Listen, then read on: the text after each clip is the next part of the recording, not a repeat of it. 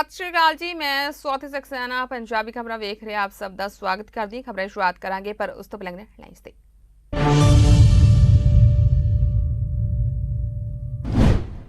प्रधानमंत्री मोदी ने कांधी विच रैली नूं कीता संबोधन, किया टीएमसी दे पाप दा कड़ा भर चुके।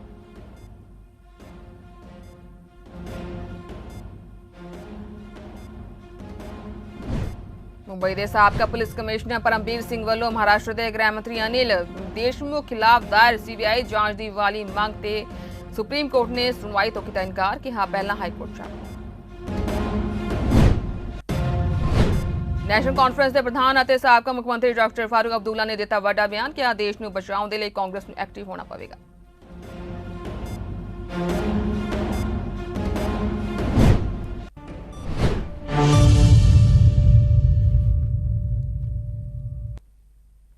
पश्चिमी बंगाल दे विच विधानसभा चोणां नूं लैके सरगर्मियां काफ़ी वध गईयां ने।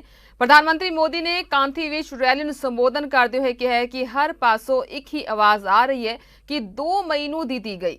प्रधानमंत्री मोदी ने कहा कि आज़ादी के 75 सालों के जश्न विच पश्चिमी बंगाल का विशेष महत्व है। पीएम मोदी ने कहा कि टीएमसी के पाप का घड़ा भर चुके और बंगाल दीआं मावां भैणां उन्हां नूं सज़ा देने लई तैयार नहीं।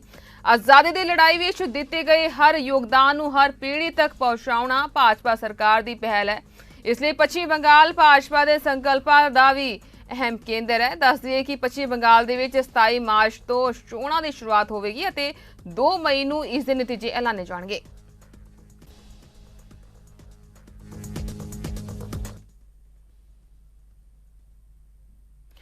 प्रधानमंत्री 26 और 27 मार्च नूं बांग्लादेश के प्रधानमंत्री शेख हसीना के सदे ते बांग्लादेश का अधिकारित राज का दौरा करनगे।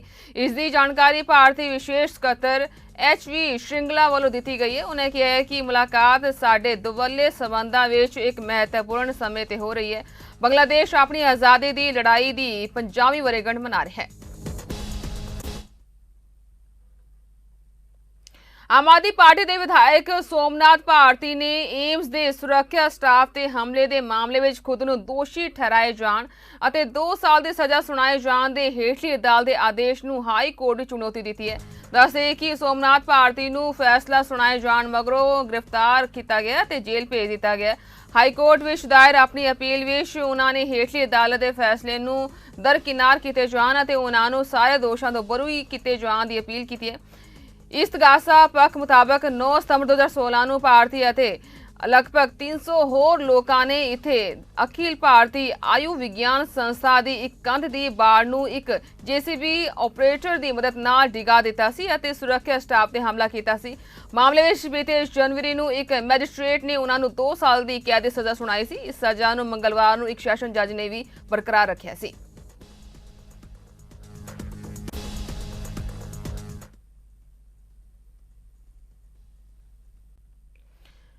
मुंबई के साबका पुलिस कमिश्नर परमबीर सिंह वालों महाराष्ट्र के गृह मंत्री अनिल देशमुख खिलाफ दायर सीबीआई जांच की मांग वाली पटीशन से सुप्रीम कोर्ट ने सुनवाई तो इनकार कर दिता है। इससे सुनवाई करदे सुप्रीम कोर्ट ने कहा है कि मामले दे विच अनिल देशमुख नूं पक्षकार क्यों नहीं बनाया गया। सुप्रीम कोर्ट के बेंच ने परमबीर सिंह नूं कहा कि वह पहला हाईकोर्ट क्यों नहीं गए, जिससे परमबीर सिंह ने अपनी पटीशन सुप्रीम कोर्ट तो वापस लै लई है ते ओह हुण बंबे हाईकोर्ट जाणगे। सुप्रीम कोर्ट का कहना है कि महाराष्ट्र के गृह मंत्री खिलाफ मुंबई के साबका पुलिस कमिश्नर द्वारा लगाए गए दोष काफी गंभीर ने। कोर्ट ने परमबीर सिंह वालों पेश सीनियर वकील मुकुल रोहतगी तो पूछा है कि वह सीबीआई जांच की मांग लई मुंबई हाईकोर्ट में क्यों नहीं गए।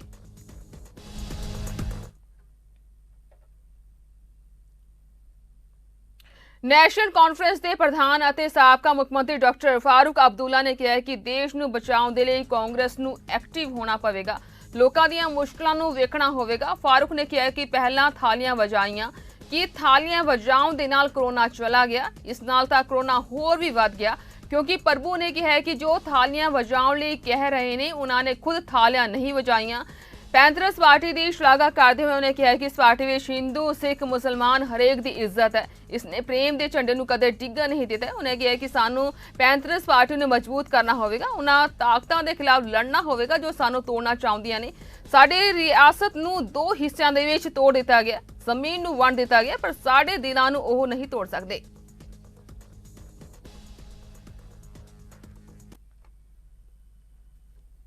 ਬੀਤੇ ਦਿਨੀ ਪੰਜਾਬ ਭਰ ਵਿੱਚ ਭਾਰੀ ਮੀਂਹ ਅਤੇ ਤੇਜ਼ ਝੱਖੜ ਦੇ ਨਾਲ ਕਣਕ ਦੀ ਖੜੀ ਫਸਲ ਦੇ ਹੋਏ ਨੁਕਸਾਨ ਉੱਤੇ ਆਮ ਆਦਮੀ ਪਾਰਟੀ ਨੇ ਚਿੰਤਾ ਪ੍ਰਗਟਾਈ ਹੈ ਅਤੇ ਸਰਕਾਰ ਤੋਂ ਮੰਗ ਕੀਤੀ ਹੈ ਕਿ ਫਸਲ ਬਰਬਾਦ ਹੋਣ ਦਾ ਬਣਦਾ ਮੁਆਵਜ਼ਾ ਦਿੱਤਾ ਜਾਵੇ।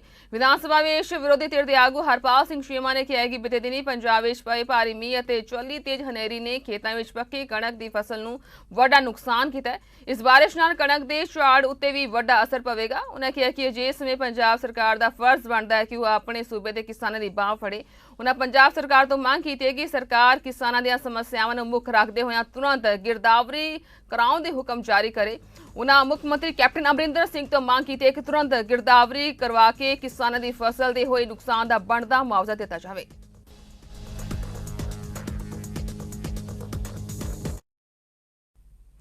पंजाबी अकादमी दिल्ली वालों शहीद आजम सरदार भगत सिंह राजगुरु के सुखदेव का शहीदी दिहाड़ा मनाया गया है, जिस तहत central park Connaught place which light and sound show करवाया गया, जिस दौरान दिल्ली के कैबिनेट मंत्री गोपाल राय ने संबोधन किया और शहीदों को श्रद्धांजलि भेंट की है।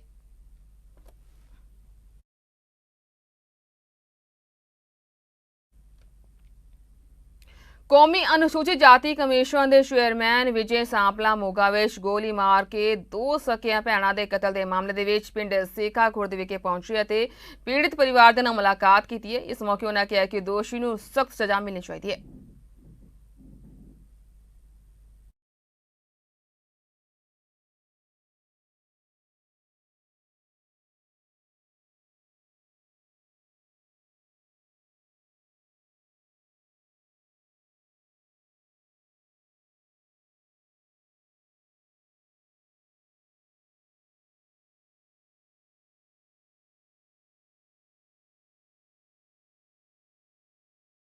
परिवार नाल दुख साझा करने लिए पहुंचा है।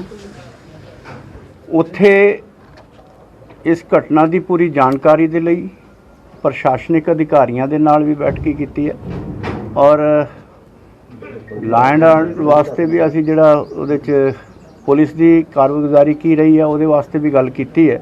कोई शक नहीं कि उहदा मर्डर जिहड़ा है किया गया और बहुत घिनौनी हरकत की गई है और जिथे असीं उहनां नूं दुख साझा किया है उत्थे परिवार ने जिथे ये दस्सिया सुरक्षा की मंग की गई, तो सुरक्षा उन्होंने मिली हुई है, पर नाल नाल उन्होंने ये भी कहा कि साडे परिवार नूं कुछ मीडिया के चैनलों के राही बदनाम करने की कोशिश भी की गई है, जिसका संज्ञान असीं अपने सख्ती के नाल लैण दे लई असीं प्रशासनिक अधिकारियों नूं कह दिता कि अगर कोई भी चाहे वो किड्डा भी वड्डा मीडिया का चैनल होवे किसी नूं भी ऐसा बदनाम करने की कोई भी जिहड़ी है कारगुजारी नहीं कर सकता।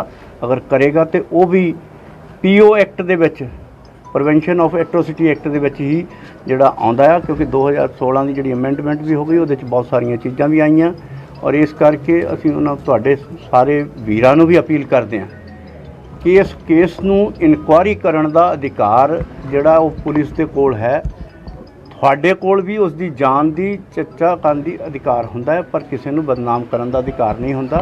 तो जिन्हों ने किया है और जिन्होंने व्यक्तियों ने उहदे ते ऐसी स्टेटमेंट परिवार को बदनाम करने दी है उन्होंने भी PO एक्ट के अधीन जिहड़ा लेना चाहिए। ये भी फिर तो कोरोना वायरस ने अपनी दस्तक दे दी है ਅਤੇ हर रोज़ वड्डी गिनती पॉजिटिव केस फिर तो सामने आउण लग पए ने, जिस नूं वेखदिआं सरकार दे वल्लों एक बार फिर कई थावां ते रात दे कर्फ्यू का ऐलान कर दिता गया। पंजाब दे पटियाला शहर विच पुलिस ने कोविड नियमां दी पालना ना करन वालिਆਂ खिलाफ सख्ती वधा दी है ਅਤੇ पुलिस वल्लों बिना मास्क आउण जाण वालिਆਂ दी कोविड सैंपलिंग करवाई जा रही है।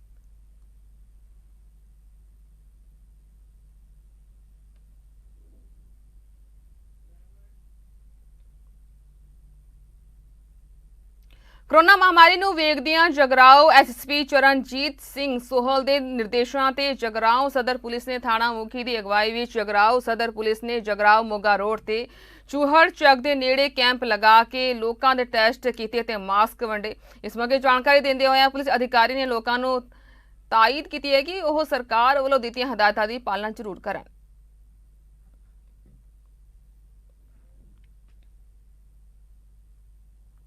डिप्टी कमिश्नर गुरदासपुर ਦੀਆਂ ਹਦਾਇਤਾਂ ਅਨੁਸਾਰ ਜਾਗੋ ਬਾਜ਼ਾਰ ਮੁਹਿੰਮ ਕੋਰੋਨਾ ਕੇਸਾਂ ਨੂੰ ਵੇਖਦਿਆਂ ਹੋਇਆ ਚਲਾਈ ਗਈ ਹੈ। ਇਸ ਸੰਬੰਧ ਵਿੱਚ ਕਲਾਨੌਰ ਦੇ SMO ਡਾਕਟਰ ਲਖਵਿੰਦਰ ਸਿੰਘ ਅਠਵਾਲ ਅਤੇ SHO ਦੀ ਅਗਵਾਈ ਹੇਠ ਪੁਲਿਸ ਪਾਰਟੀ ਸਮੇਤ ਕਲਾਨੌਰ ਦੇ ਵੱਖ-ਵੱਖ ਬਾਜ਼ਾਰਾਂ ਵਿੱਚ ਜਾ ਕੇ ਬਿਨਾਂ ਮਾਸਕ ਤੋਂ ਜਾਂ ਸੋਸ਼ਲ ਡਿਸਟੈਂਸ ਨਾ ਰੱਖਣ ਵਾਲੇ ਦੁਕਾਨਦਾਰਾਂ ਦੇ ਚਲਾਨ ਕੱਟੇ ਗਏ ਅਤੇ ਦੁਕਾਨਦਾਰਾਂ ਨੂੰ ਸਖਤ ਹਦਾਇਤਾਂ ਦਿੱਤੀ ਗਈਆਂ ਨੇ ਕਿ ਦੁਕਾਨ ਦੇ ਅੰਦਰ ਆ ਰਹੇ ਗ੍ਰਾਹਕਾਂ ਨੂੰ ਦੁਕਾਨਾਂ ਅੰਦਰ ਆਉਣ ਤੋਂ ਪਹਿਲਾਂ ਮਾਸਕ ਪਾ ਕੇ ਆਉਣ ਲਈ ਕਿਹਾ ਜਾਵੇ ਤੇ ਦੁਕਾਨਦਾਰ ਅਤੇ ਉਹਨਾਂ ਦੇ ਮੁਲਾਜ਼ਮ ਵੀ ਮਾਸਕ ਪਾ ਕੇ ਰੱਖਣ।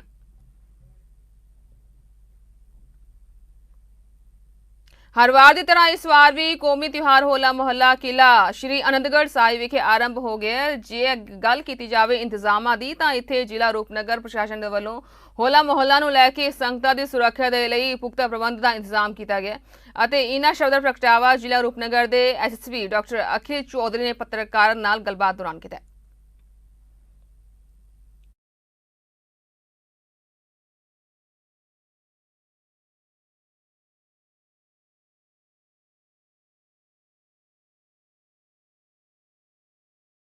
ਰੋਪੜ ਪੁਲਿਸ ਵੱਲੋਂ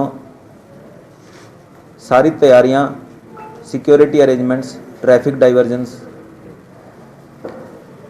रूट प्लान्स सारी डिटेल अरेंजमेंट कर लिते गए ने ते इस बार कोविड दे केसिस नूं देखते हुए मैं सारी संगतां नूं सारे श्रद्धालुआं नूं जो भी इत्थे होला मोहल्ला ते विजिट करना प्लान कर रहे ने जिन्हां ने आना है वो सारे कृपा करके कोविड दी गाइडलाइंस फॉलो करन। इस मौके पुलिस किसी दी धार्मिक ते आस्था दी भावना हर्ट ना करते हुए लोगों ते हाथ जोड़ के यही अपील कर दी है कि कोविड गाइडलाइंस खासकर जो मास्क पहनना हैगा मास्क की जरूर वरतों करन। इस दे लई पुलिस वालों जिला प्रशासन वालों पूरा होला मोहल्ला क्षेत्र जो 12 सैक्टर्स ते डिवाइडेड हैगा उस च वख-वख थावां थे मास्क दी स्टॉल्स ऑडियो वैन्स ते बाकी फ्लैक्सिस नाल जो डिस्पले किए गए ने उस ते लगातार श्रद्धालुआं नूं संगतां नूं अपील की जाएगी कि ये प्रशासन नाल सहयोग करन ते मास्क ते कोविड गाइडलाइंस नूं फॉलो करन। National MSc medical teachers association वालों दिल्ली विच केंद्र सरकार के फैसले खिलाफ विरोध प्रदर्शन किया गया है जिस दौरान उन्होंने कहा है कि NMC वालों नवीं गाइडलाइन जारी की गई ने जिस तो बाद मैडिकल MSc PhD अध्यापक मैडिकल कॉलेजों में नहीं पढ़ा सकेंगे जिस नाल उन्हां नूं वड्डियां दिक्कतां आ सकदियां ने।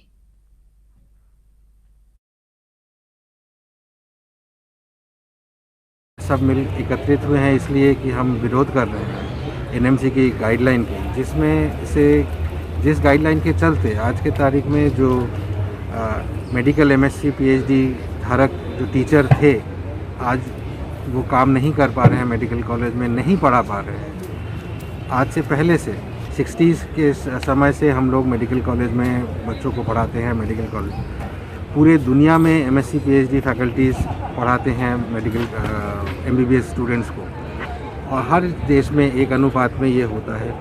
सिर्फ भारत ही एक ऐसा देश है जहाँ पे नए जो गाइडलाइन आए हैं नेशनल मेडिकल कमीशन की तरफ से जिसमें कहा गया है कि जो MSc PhD के जो लोग हैं उनकी जो रेशियो है उसको घटा के 3 सब्जेक्ट में 15% कर दी गई है और फार्माकोलॉजी और माइक्रोबायोलॉजी जैसे सब्जेक्ट में इनको 0 कर दिया गया है। ये लोग कहाँ जाएंगे? इतने लोग हैं, ये लोग कहाँ जाएंगे? क्या आपके पास इतने सारे शिक्षित डॉक्टर हैं जो ये पढ़ा पाए? आपके पास जब खुद अभी इतना डॉक्टर अवेलेबल नहीं है तो मुझे नहीं लगता कि इस समय ये सही समय था ऐसा करने का, वो भी कोरोना काल में जहाँ पे ये सारे MSc PhD डॉक्टर जो माइक्रोबायोलॉजी के थे वो रात भर जाके ये जो कोरोना की जांच पे आपकी इतनी मदद की, बाकी लोगों ने आपको मदद किया और आपने ऐसा डिसीजन लिया जिससे इतने सारे लोगों की भविष्य खतरे में आ गया। उनका घर है, उनका परिवार है, लोग 20-20 साल से नौकरी कर चुके हैं, वो एक ही देश में एक कॉलेज छोड़ के दूसरे कॉलेज में नहीं जा सकते हैं। तो हमें सरकार से यही रिक्वेस्ट करना चाहूँगा कि इन चीज़ों को, ये जो गाइडलाइन है इसको ये वापस ले और जो पुराना गाइडलाइन था जो मेडिकल काउंसिल ऑफ इंडिया के समय से चल रहा था जो सबको ले के बना था, हर वर्ग के लोगों का उसमें एंट्री था और मेडिकल कॉलेज बहुत ही वाइब्रेंट था, उस चीज़ को वो वापस लाए और हमें अपना हक दिलाए।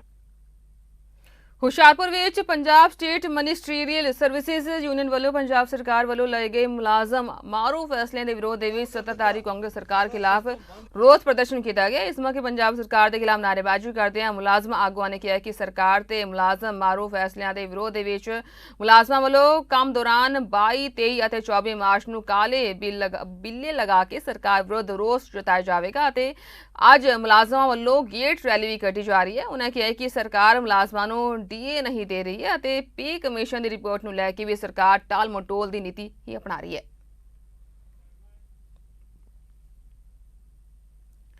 ਅੰਮ੍ਰਿਤਸਰ ਦੇ ਪਿੰਡ ਝੰਡ ਵਿੱਚ ਆਪਸੀ ਝਗੜੇ ਦੌਰਾਨ ਜ਼ਖਮੀ ਹੋਏ ਇੱਕ ਵਿਅਕਤੀ ਦੀ ਹਸਪਤਾਲ ਦੇ ਵਿੱਚ ਇਲਾਜ ਦੌਰਾਨ ਮੌਤ ਹੋਣ ਦਾ ਮਾਮਲਾ ਸਾਹਮਣੇ ਆਇਆ ਹੈ। ਪੁਲਿਸ ਅਧਿਕਾਰੀ ਨੇ ਕਿਹਾ ਹੈ ਕਿ ਇਸ ਮਾਮਲੇ ਦੇ ਵਿੱਚ ਪੁਲਿਸ ਨੇ ਤਕਰੀਬਨ 26 ਲੋਕਾਂ ਖਿਲਾਫ ਮਾਮਲਾ ਦਰਜ ਕਰਕੇ ਅਗਲੀ ਕਾਰਵਾਈ ਸ਼ੁਰੂ ਕਰ ਦਿੱਤੀ ਹੈ।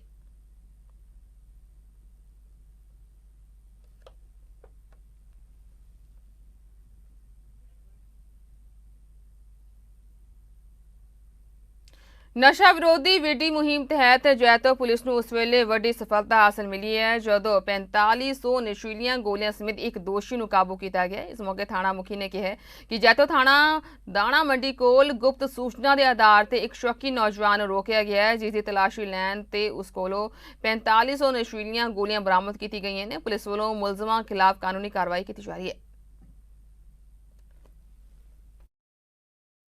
ਇਸ ਦਾ ਆ ਗਿਆ ਦੇਸ਼ ਵਿਦੇਸ਼ ਦੀਆਂ ਖਬਰਾਂ ਵੇਖਣ ਦੇ ਲਈ ਤੁਸੀਂ ਬਣਿਓ ਚੜ੍ਹਦੀ ਕਲਾ ਟਾਈਮ ਟੀਵੀ ਨਾਲ। ਧੰਨਵਾਦ।